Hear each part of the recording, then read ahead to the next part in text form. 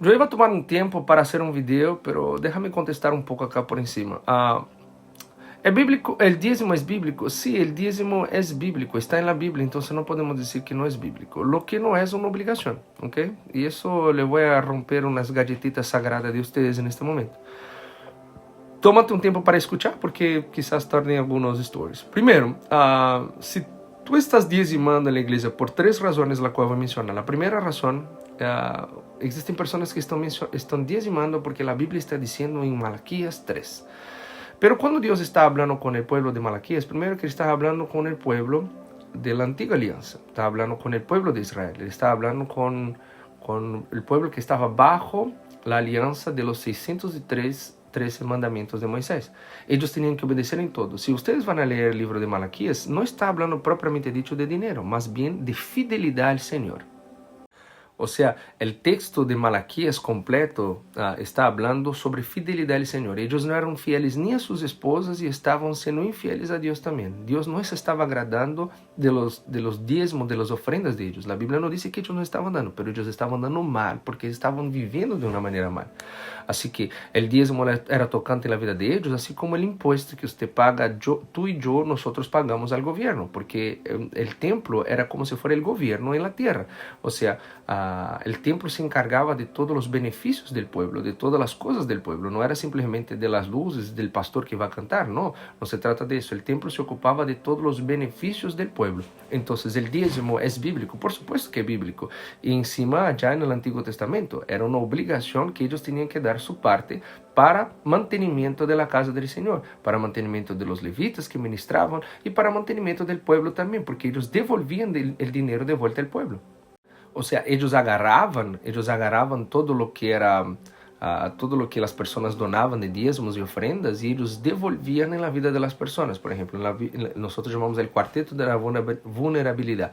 La viuda, el huérfano, el extranjero y el pobre. Entonces ellos devolvían, el templo se ocupaba de esas personas. Las personas no tenían con qué dar, entonces el templo se ocupaba de cuidar a esas personas. Así como el gobierno debería actuarse en tiempo de hoy. Yo vivo en Canadá y acá en Canadá nosotros pagamos impuestos y impuestos carísimos. De hecho, son mucho más que 10%.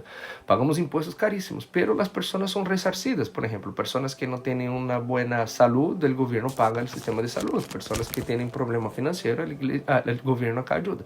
Y eso era el sistema gubernamental de Malaquías 3.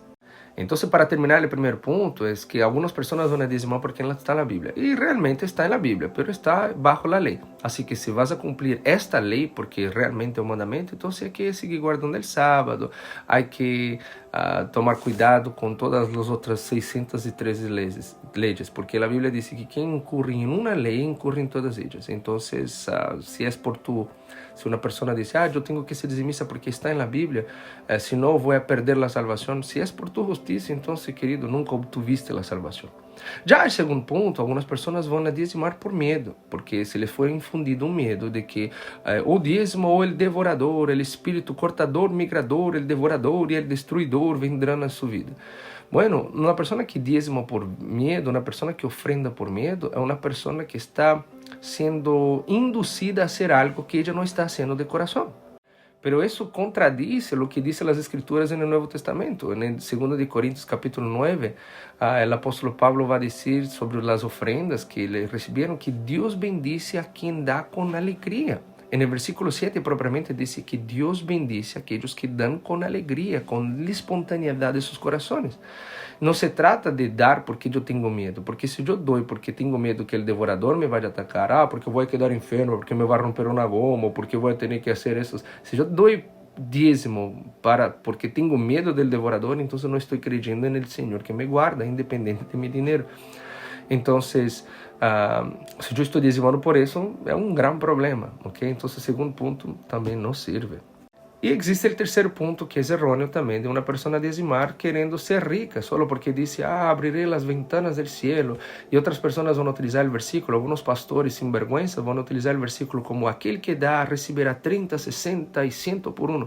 Pero esse versículo, quando Jesus está dizendo 30, 60 30, 60 e 100 por uno, não está falando de dinheiro, está falando do evangelho, está falando da parábola do sembrador, que a palavra cai no bom coração e essa produz fruta 30, 60 e 100 por uno. Não está falando de dinheiro nem de dízimo. Alguns pastores dizem, isso se chama transposicionalismo, é agarrar um versículo fora de contexto e aplicar para sacar dinheiro das pessoas. Assim que o dízimo, se tu estás haciendo para ser rico, estás equivocado. Nós temos que dar com corações alegres. Se tu queres ser dizimista, se tu queres dar 10%, 20%, 30%, tu salário completo, hazlo, pero dá-lo de coração, não porque alguém se lo está mandando. Tu não puedes ser um dizimista, uma pessoa, um dizimista, um ofrendante na igreja, porque senão o pastor te vai quitar del cargo. Eu pertenecia a uma igreja que o pastor chegou a ameaçar os membros dizendo, se os líderes não dão ofrenda, então não poderão mais ser líderes. Que idiotice, isso é uma idiotice, uma falta de responsabilidade bíblica e um charlatanismo completo, porque uma pessoa que te cobra lo que Deus deveria poner em tu coração, el deseo de hacerlo, como diz em Filipenses 2:13, que é Deus quem produz em nós tanto el querer como el hacer por su buena voluntad. Se é Deus que põe em mim el deseo de ofrendar en la vida de alguien, entonces yo tengo que hacerlo con todo mi corazón, no porque soy obligado o porque tengo que hacerlo. No funciona de esa forma, porque voy a obtener bendiciones. Da de corazón. Si quieres dar tu ofrenda, tu dízimo, tu salário, tu vida, tu casa, hazlo, pero hazlo de corazón. E acá um hecho bastante interessante. Existem igrejas, propriamente ditas, reformadas, que eles vão calcular o valor dos gastos anuais da igreja. Então, eles calculam o valor anual do gasto da igreja e chegam à conclusão que dão X monto por ano, não? Dão um certo monto por ano.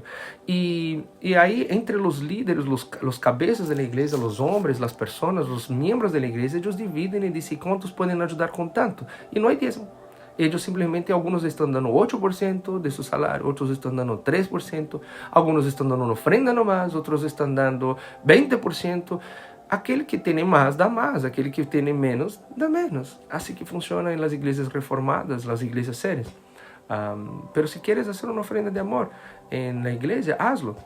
Pero que tal ofrendar na vida de alguém? Eu vi muitas pessoas interessadas em ajudar a igreja. Eu creio que é importante, não é correto que tu visites a igreja, não te importas nem de limpar o banho. É como um ninho mimado, um hijo grande mimado que vive na casa de seus padres e não se importa nem lavar os pratos. Então, ofrendar em tua igreja é importante. Porque o micrófono necessita de alguém que lo pagou, a luz necessita, mas uma igreja llena, uma igreja que já está crescendo, uma igreja que está gastando dinheiro com tonterias, já deveria manter-se por si sola, me entende? Agora, se tua igreja é uma igreja necessitada, ajuda a tu pastor, ajuda a tus hermanos. Que tal ofrendar na vida do diácono? Que tal chegar ao hermano diácono que tem um sapato roto e dizer, hermano, eu te comprei um sapato? Que tal chegar um hermanito na igreja, um hermano que se senta a seu lado na congregação e dizer assim, mira, eu te quero invitar a cenar, eu te quero dar um regalo. Me entende? Isso é ofrendar de coração também. A verdade é que quando foi a última vez em que agarraste um pouquinho de tu dinheiro, algo que o Senhor te ha bendecido e has bendecido a alguém mais? Quando foi a última vez que invertiste na vida de alguém que invertiu em ti? Quando foi a última vez que chegaste a um maestro, um professor, a um amigo, a um pastor, a um ministro do Evangelho e dijiste, mira, o Senhor ha puesto em meu coração um desejo de dar uma ofrenda e acá tenho. Não se trata do valor, se trata da disponibilidade de coração. Se tu tens o desejo de ajudar uma pessoa, entre em contato com a pessoa por WhatsApp, por Instagram, entra já e diz, mira, eu quero dar uma ofrenda em tu vida. E o Senhor te vai bendecir também, da mesma forma que se estivesse dando na igreja. Amém? Assim que dízimo é bíblico? É bíblico. Não vamos dizer que não é bíblico, pero não estamos obrigados na nova aliança. Dá lo que tu coração, porque o Senhor põe em tu coração, porque Deus bendice el dador alegre. 2 Coríntios, capítulo 9, verso 7.